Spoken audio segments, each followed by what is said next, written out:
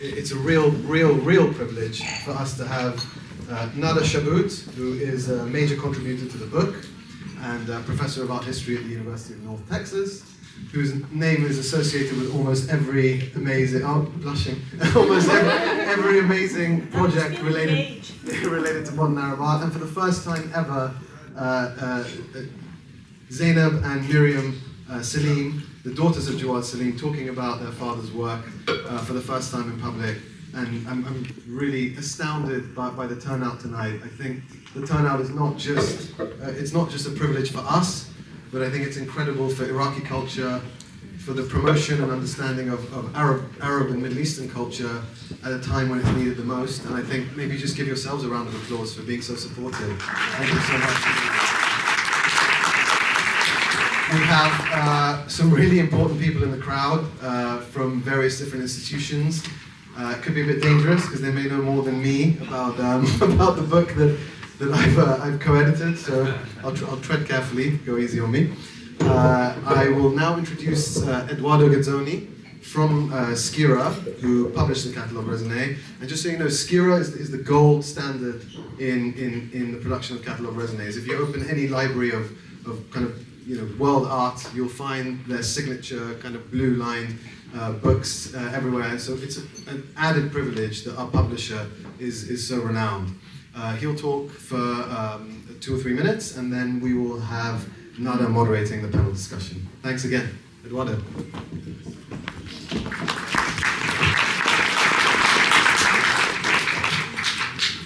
Okay, fine. Yes, good evening, everyone. I'm so overwhelmed by the turnout. I wasn't expecting this. It's really so wonderful to see so many people here. Thank you, Nima, for kindly introducing me. My name is Edoardo. I'm here representing Skira, the art publisher which produced this incredible feat, the Catalogue raisonné of Jewad Selim. As Nima said, this volume brings together for the first time the Catalogue raisonné of the artist's works, his paintings and sculptures, all the way from his early teenage artistic exercises, let's say, to his iconic, mature body of works. The Catalogue raisonné was conceived in partnership with Nima and the artist's family, in particular Zaineb, who is here with us today, and was co-edited and authored by the both of them, with a precious contribution by Nada Shabout. The book is really, I would say, groundbreaking for its scope, for its production quality, but also for its cultural impact. In fact, there are only a handful of Catalogue raisonnés on the defining figures of 20th century Middle Eastern art. Only 3, this is the 3rd. Ah, great. So I thought there were only 2. So you will have to let me know after which one. You published them all, anyway.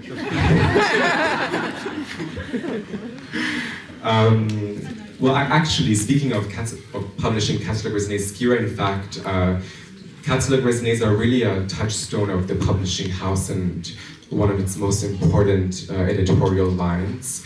In the history of Skira, which spans more than 90 years, we have published the Catalogue raisonnés of the great French artists like Gauguin, but also the Catalogue raisonnés of the protagonists of modern Italian art, like Fontana, and those of seminal, influential contemporary artists. We are really thrilled and honored to include the Catalogue raisonné of Jewad Selim in this important publishing tradition, and are extremely eager to build on its success.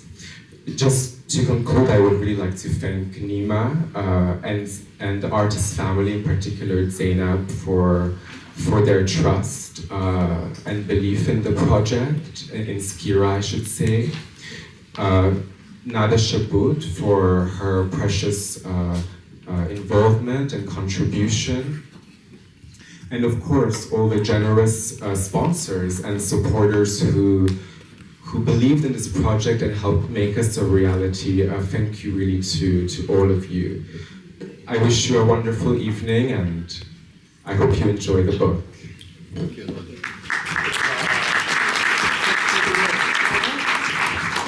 Thank you, Eduardo. Eduardo and I go far, because we've worked on so many books together, and including the 3 Catalogue raisonné for the 3 Arab artists. So, thank you, Nima, for bringing us all together here, Anams for hosting us, and for everyone who is present here, and for everyone who supported the book financially and intellectually and otherwise. Now, a special thanks goes to Zaineb and to Miriam for sharing with us the wealth of materials, stories, memories, archives, and so on. It's actually a specific kind of pleasure to be sitting with the 2 of you, because your father has been the companion of my career. I've spent basically, a decade and a half trying to understand Jewad and his work and how important he was for the formulation of aesthetics in Iraq specifically, but for negotiating modernism in a way that Europeans should learn from, having, sitting here in London specifically. So, special thanks to Nima for bringing this to being, and for the 2 of you for participating in this. Many of us sitting here, many of the Iraqi community sitting here, surrounded by this beautiful work of Jewad, know Jewad. They know the work of Jewad Selim. But I think we are all going to learn a different take, more in-depth understanding of who Jewad is through this book, through the material you provided, through the careful research and study of his life history, as well as his work. So I hope we all benefit from reading the book, and I look forward to actually going through it in depth. The plan for this evening is simple. We're going to have a very informal, warm conversation between us, and then with all of you at some point. But first I want to start by introducing our speakers. I start with Zaineb Jewad Selim, who was born in Baghdad in 1951. She attended Baghdad High School for Girls and moved to the UK in 1968, earning a BSc in Physiology from University College London in 1973, and then a PhD in Neuroscience from Churchill College at Cambridge in 1978, and an honors open degree in physical science from the Open University in 2017. From 1979 to 2009, Zaineb pursued a research and teaching career in neuroscience at the universities of Cambridge and Oxford, Cardiff, and Leeds. She's the editor of one book and over 70 publications in peer-reviewed journals. Upon retiring as a reader in neuroscience from the University of Leeds in 2009, Zaineb dedicated much of her time to studying her family's archives, focusing on the art and lives of her parents, Lorna and Jewad Selim. Well, we are grateful for that. But I just wanted you all to know Zaineb as not just Jewad's daughter, but Zaineb, the scientist. Miriam Jewad Selim is a trained teacher who has taught secondary students math and science. In Wales, while her children were in school, she switched to primary education and began leadership training. She was the first woman in her county to gain the new national professional qualifications for headship. She was a headship of a primary school until her retirement and joining the project of learning about her family's archive. Nima Sagharchi is Director of Modern and Contemporary Middle Eastern, Islamic, and South Asian Art at Bonhams Auctioneers. With nearly 2 decades of experience in his field, Nima was among the first to help develop the market for Middle Eastern modernism at international auction. In 2008, he co-curated Conference of the Birds, a landmark exhibition of Iranian modern and contemporary art in London. He has lectured widely on Middle Eastern art at venues including Aga Khan Foundation, SOAS, Sotheby's Institute of Art, and has contributed to popular art journals such as Canvas, Harper's Bazaar, Art Arabia, and others. His written work also appears in major publications, including the Farhad Moshiri monograph that was published by Skira in 2016, and in Vested Interest From Passion to Patronage, the Abdelmajid Breish collection of Arab art, also published by Skira in 2020. We do not get a commission from them, by the way. Nima studied philosophy and logic at the London School of Economics. Nima and I also go back a while. We've contributed on many projects, and to some extent, Bonhams and Nima have become sort of the niche for Iraqi modernism. And so thank you, Nima, for that. Okay, so we're going to start with just sort of, I'll give you a few prompts, and I'm hoping for a flow of a conversation, okay? So, Zaineb and Miriam, given that this is your first, sort of public appearance talking about your father, you've had other public appearances before, but the two of you were very young when your father passed away, but you grew up with his name and legacy, as we were saying earlier.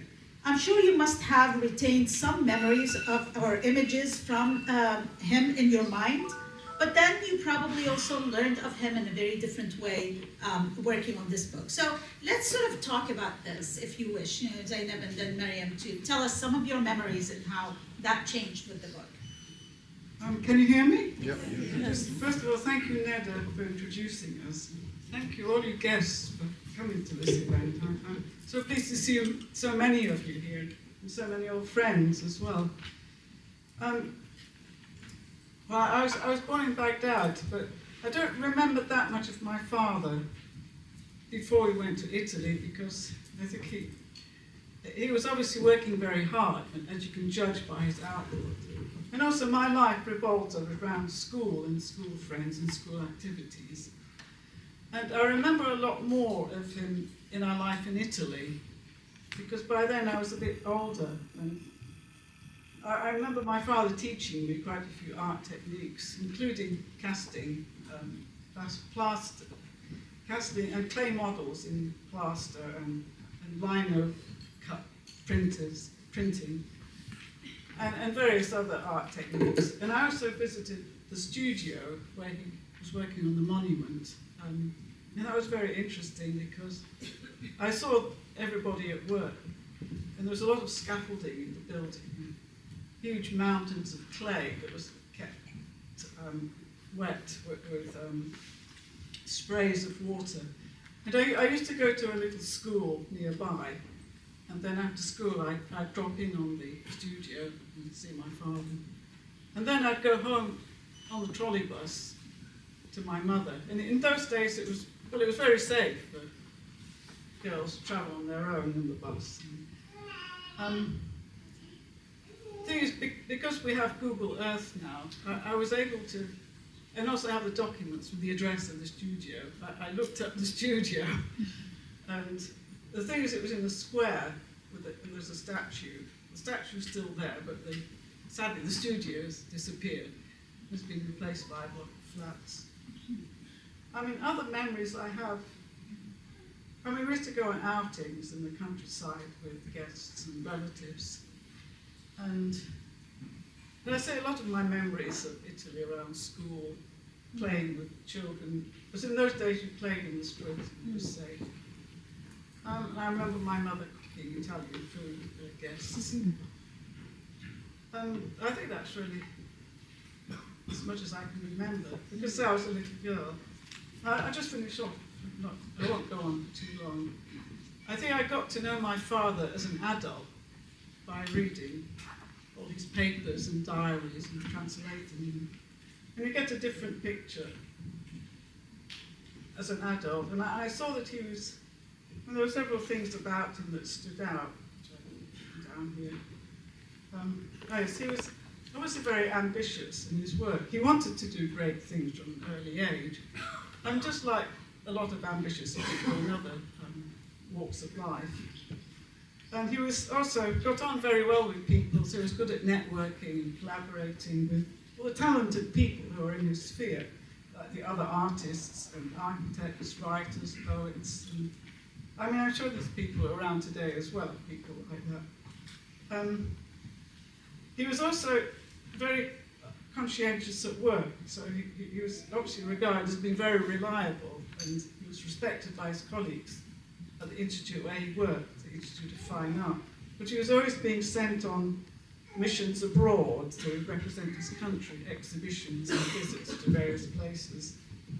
And he was also being regularly promoted as well in his job, so he was always getting an increase in salary. And in the end, he was earning as much as people who had PhDs, not academics like that. And I think in the end he probably took on too many responsibilities, which may not be good for his health. He was a heavy smoker. Now, I suppose I wasn't aware of that as a little girl, but I was a bit put out because in all the photos he's smoking a cigarette. But I think in those days people weren't so aware of the damage it caused. He loved music and the guitar. And one thing I found out is that my aunt, Jewad Selim, she also went to study in Paris. And she was probably one of the first women from Iraq to go and study abroad. And so she had a hard time at first. And my father sort of supported her and wrote her letters and encouraged her. So she was doing really great. And in the end she settled down and did very well. I'll just end this by saying my father was, along with his colleagues, he was very open to getting ideas from other countries and very open to, interested in other cultures and introducing these benefits to his own country. And I think that this is something very important, really, for us to get on with other countries. No, absolutely. I would actually say that I think your father didn't think of himself as sort of Iraqi, so separate, but rather felt that he was part of the international, intellectual strata, and was easy to just get along with everyone and the other artists. And I don't think I think we sort of project this and say, taking from this or changing from that, being influenced by or not. But they were all sort of partaking in really making that modernism. Well, Miriam, what about you? Do you have any other memories? You were even younger. I was a tiny baby. He was my darling Baba, and I was his darling baby girl. So all my memories of my father are of those of a very young baby girl, I say baby girl, a toddler, and spending time with him. Even to the point where he was working on painting a long painting in a corridor in the house. I would run backwards and forwards behind this painting, run circuits around him, and the painting was representing the 1958 revolution, which was, the images were gruesome. Yet he still had time to laugh with me and jest with me as I ran around him, and there was never a cross word. And each of those memories are of a warm, loving, dear man who, once he was ill and taken from us, I missed desperately. And then after that, it was really quite empty. Because life changed completely. And whilst my Baba had gone, this name, this persona, Jewad Selim, was there and very, very large in our life. People knew who we were, so Zaineb and I were recognized as Jewad Selim's daughters. And people would ask us opinions, ask us about our father. And I had a lot of difficulty associating this great Jewad Selim with Baba.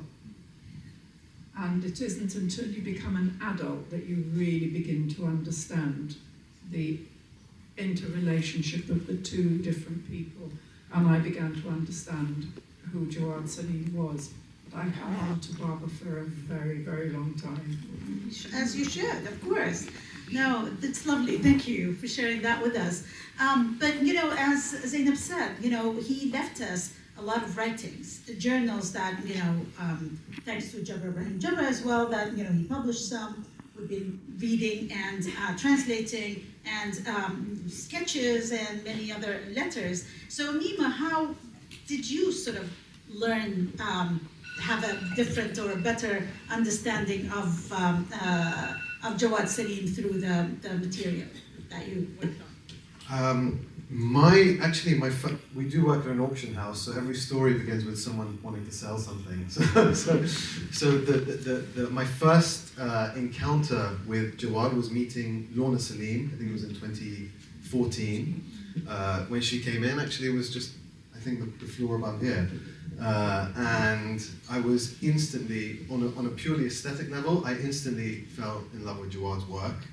But later on, reading his diaries in translation, unfortunately, although some were written in English, and getting to know him on a deeper level, I felt a real weird emotional connection with Jewad that I haven't really felt with a lot of other Middle Eastern artists. I'm from Iran myself, not even with a lot of Iranian artists that I've been exposed to.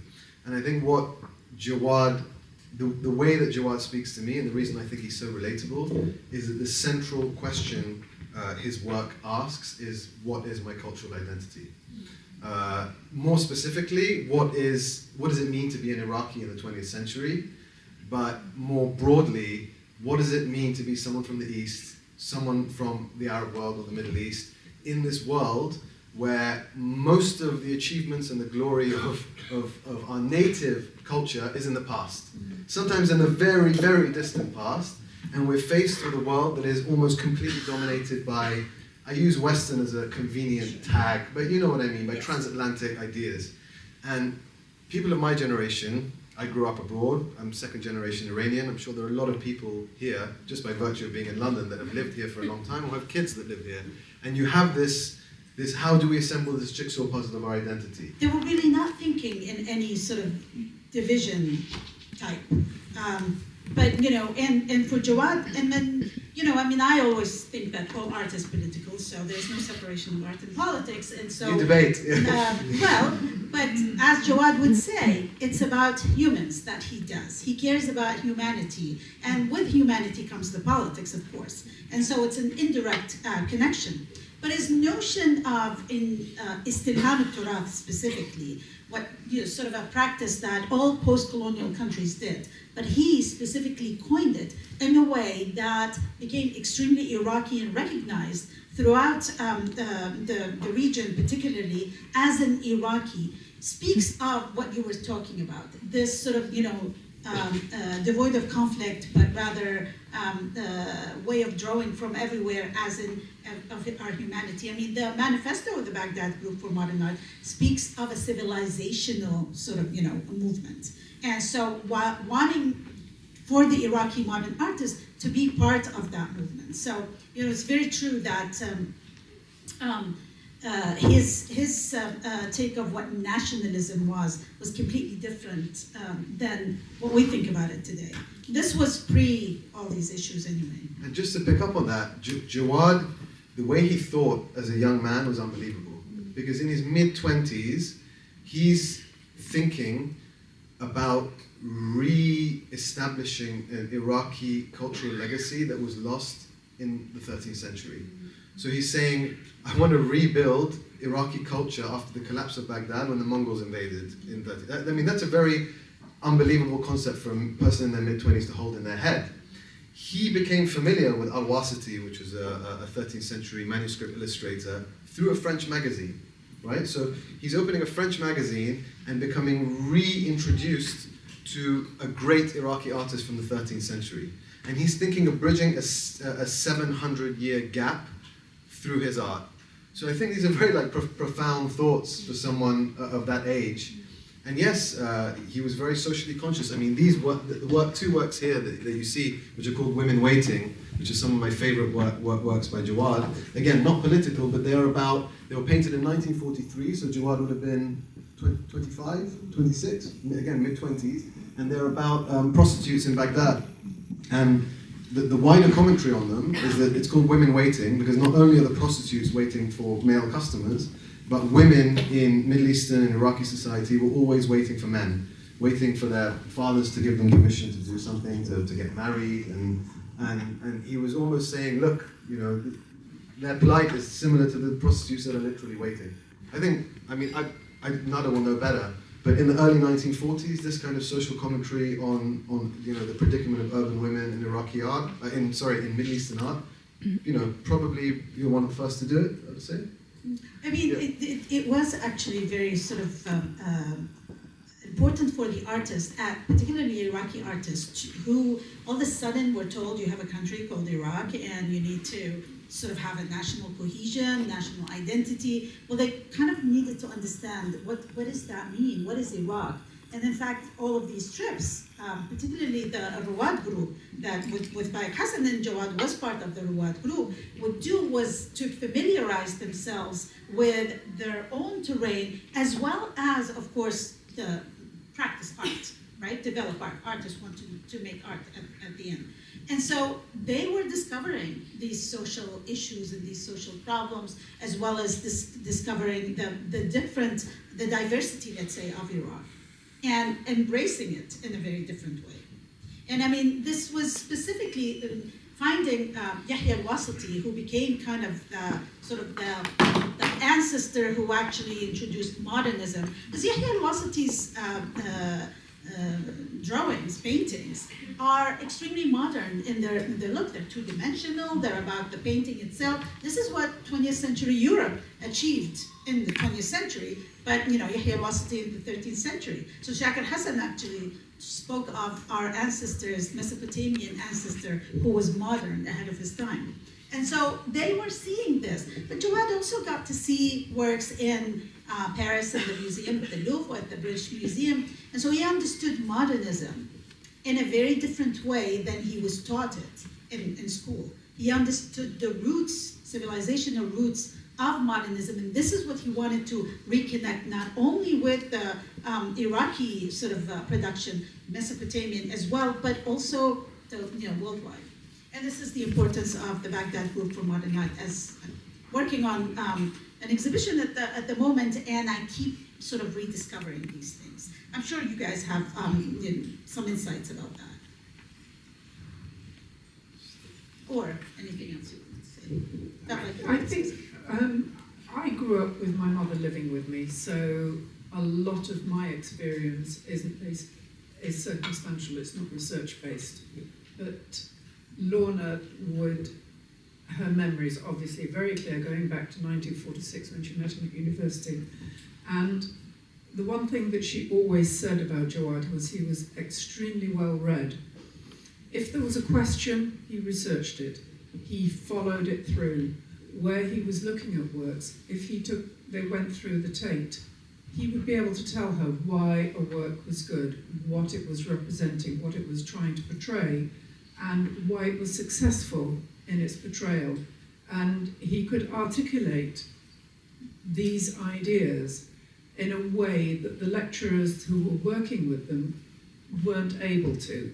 So his understanding of communicating through art was fundamentally better than those who were around him, partly from his reading, but also from his intellect. He was just a very, very deep, very clever individual who was able to join the dots and make sense. I just want to say something about the Maqamat al-Hariri. It's not really just Yahya al-Wasiti that's involved in this. I mean, it's a dual act. You also have al-Hariri himself. And they're definitely, it's a work of genius. And I sort of think of him as the Shakespeare of the Middle East, because he was extremely talented in the Arabic language. And so the prose is absolutely beautiful. And there's lots of, he uses all the tricks available to illustrate all the wonders of the Arabic language. And also the stories themselves are incredibly entertaining. They're very funny. And this is probably why this manuscript survived, the ones that have actually got the illustrations by Miriam, because it was such a valuable item that it survived and ended up in the Paris National Library. And the stories are really sort of, and pictures are about, they do illustrate, although it's important to remember that Hariri lived 200 years before, but the document illustrates Baghdad as it was in the 13th century. You see all the different clothes and buildings and customs and all that sort of thing. And I think probably the Baghdad group of modern art, or at least Jewad's paintings called Baghdadiyat, was an attempt, again, to show aspects of life and just sort of random things in Baghdad that, you know, some of them were sort of quite gentle and light-hearted, but using similar sort of style, two-dimensional paint, but in a more modern, you know, stamping his modern style onto it. You know, actually, Maqamat al-Hariri were so important that a few years ago I discovered in Baghdad that in the 50s they weave tapestries that you can buy in the antique, well, if you find them, that I saw by chance at Baghdad Hotel. So it was so important to them that, you know, they wanted to illustrate it even more. But, you know, I was going to say something. But I mean, in fact, reading some of the documents and the journals of Shakir Hassan al-Said, he speaks of how he was so drawn to modern European artists, but of course Jewad was his teacher. And then Jewad told him to go to the museum and look at Islamic artifacts and Islamic manuscripts. And that sort of gave him a revolutionary way of, you know, to change imagery. And so Jewad early on understood the connections that, you know, and as we were saying earlier, I mean, Jawad's sort of brilliance is in the fact that he was able to make these connections and able to introduce new ideas based on putting all these together. He was also, to be honest, a natural leader. He was charismatic. He was part of a guitar club in the US. So he was sort of into everything. The guitar club was in London. Oh, really? But I'm sorry, yes, you're right, in London, but they actually went on a tour They went in the US, yes. He loved the guitar. I saw in one of his diaries, he's like, I can't think of anything apart from the guitar right now. And he's like, I don't have time to paint or sculpt, it's all about the guitar. He threw himself into things, right? His morning was started playing a classical piece on the guitar to make sure that his fingers would stay nimble, and this was a daily practice for him. He didn't learn French at school, so he went to Paris and had to learn French once he arrived. And this is 1936, so... wrote in the language. A 19-year-old Iraqi in Paris in 1936, just setting the scene. So Zainab's taught herself to read these and learn how to translate them. So credit to the effort that's gone into it. Anyway, just, so I'd done all this work by about, before that pandemic, that horrible pandemic, and I think I'd made contact with Ahmed Naji, and he gave me, very kindly gave me a copy of his book, and he said, why don't you do a catalogue raisonné with my father's work? I didn't know what that was, so I looked it up. He said, oh, it requires 10 years' work, and I'm research assistant. So I thought, well, I've done 10 years' work. Anyway, after the pandemic, it was about 2022, I think we had been in contact with Nima about various fake or forgeries of my father's paintings that were turning out. One day Nima emailed me and said, how many oil paintings do you think your father had done in his lifetime? It turned out, when I was putting all this information together, I put everything on Excel spreadsheets, you see. So I emailed him back and I said, because Nima thought it would probably take me days to go through all the things and count 1, 2, 3. And I said to him, I can tell you in 5 seconds how many they were, just by asking the spreadsheet to sort them out. because I'd had them all arranged. I'd given a catalogue number for all the 110. I've got it in my cheat sheet. 110 paintings. So I instantly emailed him back and said 110. And I must say, as to the credit of Nima, he suggested actually bringing this catalogue raisonné to life that Ahmed Najib originally suggested. And I was just amazed at the amount of work Nima's put into this and dedication.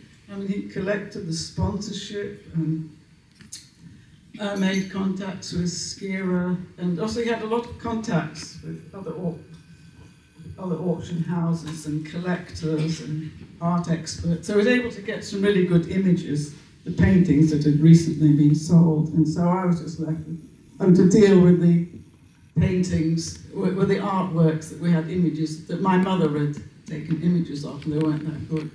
And again, I think it's Nima's credit. He managed to make these poor quality images into something reasonably good. The origin, the emotional origin of the catalogue raisonné is jealousy, which is it's a bad emotion, but sometimes it works. In an auction house, we sit, me and Nora, who's our head of department, she's standing at the back, we sit with the Impressionist department and the Contemporary art department. And every time they get an email of a work by a Western artist, they open their cupboards and they have every catalogue raisonné of every single artist, sometimes 3, 4, 5 volumes, written by academics, signed off by trustees of the Artist Foundation. And they flick to a page and they find that, if Salvador Dali sneezed on a Wednesday, it's written down in the book. When it comes to the Middle East, it's complete chaos. We have to call people. Oh, do you know this friend of Jewad? He got a painting. Do you have this pamphlet? Do you have this old thing? It's a process that is really undignified and totally reliant on specific people being alive and not dead. To be honest, because once they're dead, the information's gone. And as you know, Nada, the book district in Iraq, Al-Mutanabi Street was bombed, and things don't survive, even from countries that haven't had revolutions. Things haven't survived. But also there weren't that many publications that... To begin with, yes, yeah. The main book on Jewad, the Saraf publication, was a PhD thesis that was amateurly published.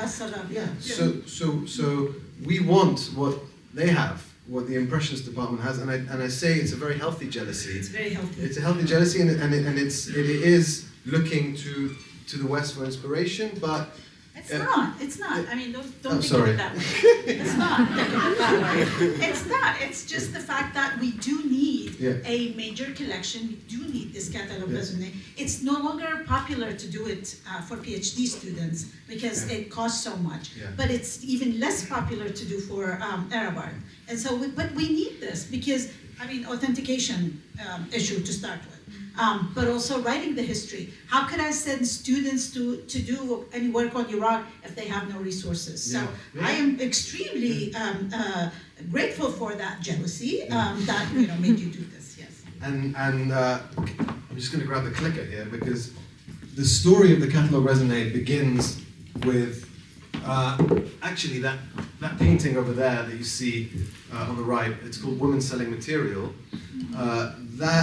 I think in 2017 or 2018, Jewad did a tour of the US in 1953.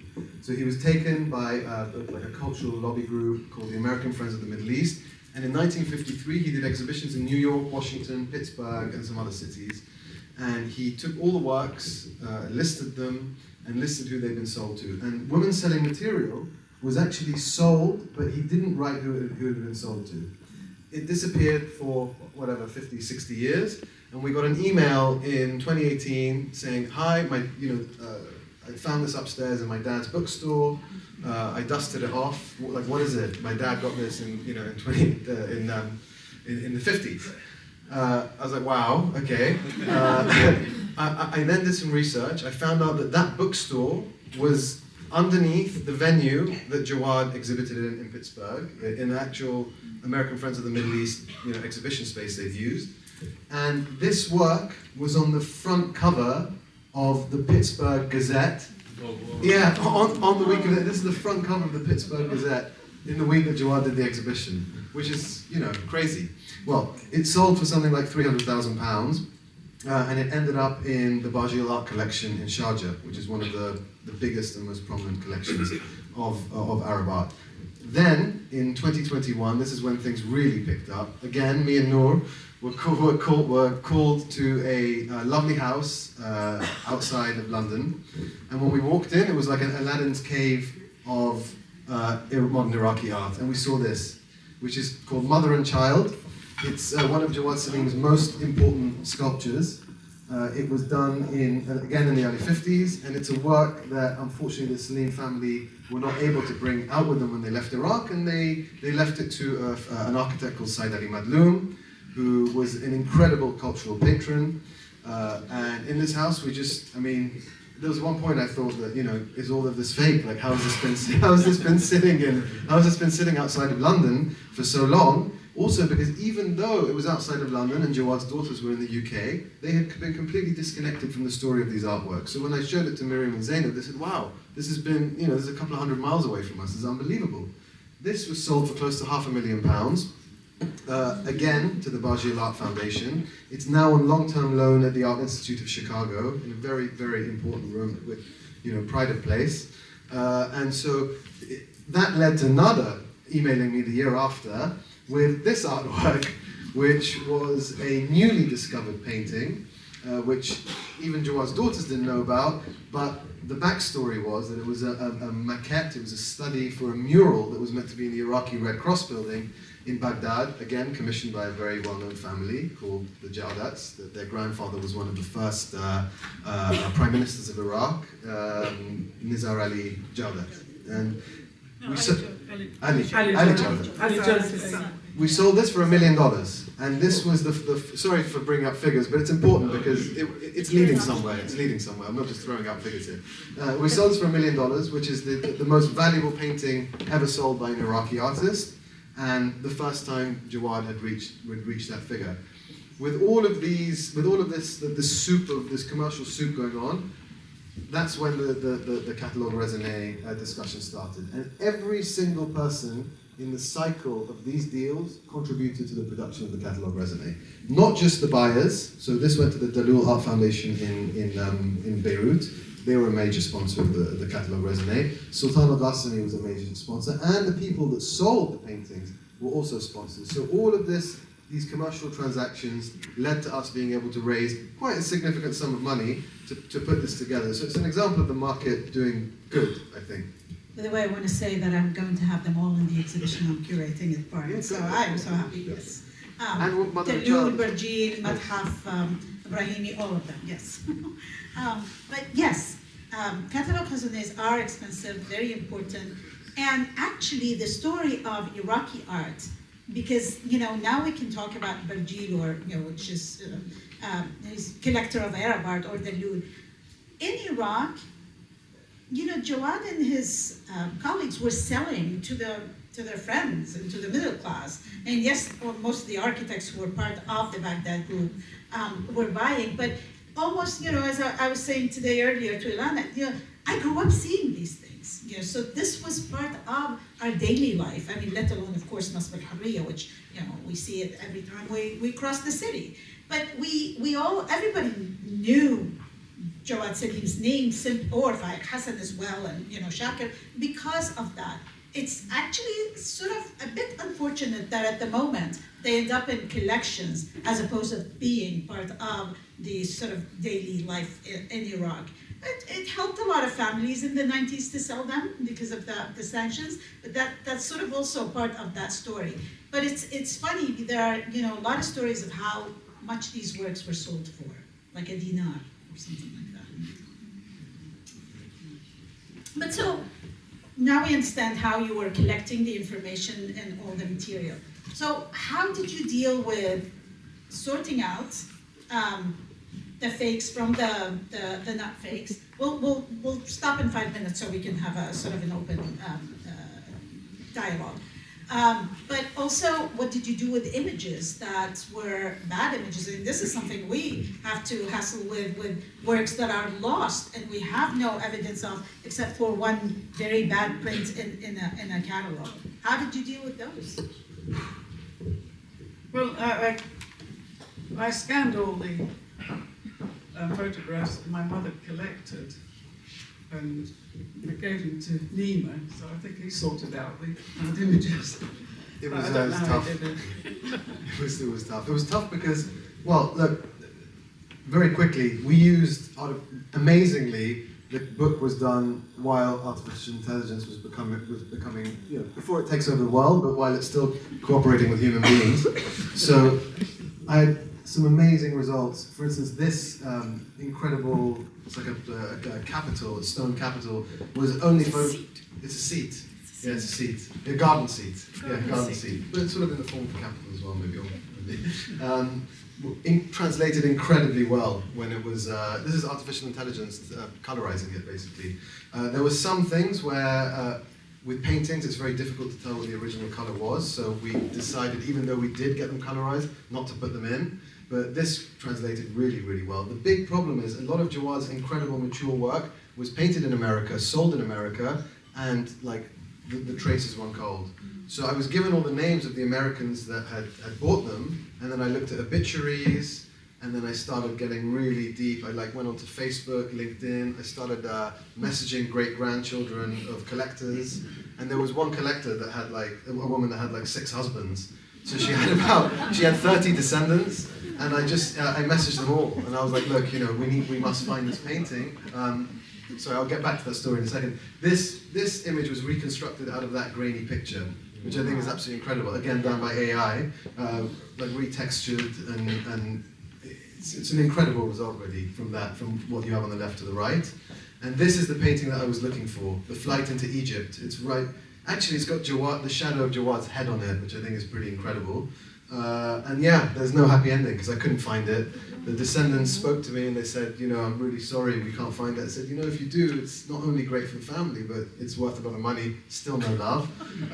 But luckily, this has been enlarged with artificial intelligence. So this is like a photo that's about this big, and you're looking at it in extremely good detail for the size that it is. So at least it's brought a little bit back to life, and I like the fact that Jawad's shadow is on it. So yeah, it's got that added. No, this is amazing. Yeah. I mean, this is amazing on various levels because then this can be used for teaching as well. I'm always looking at it that way. This is one of my favorites.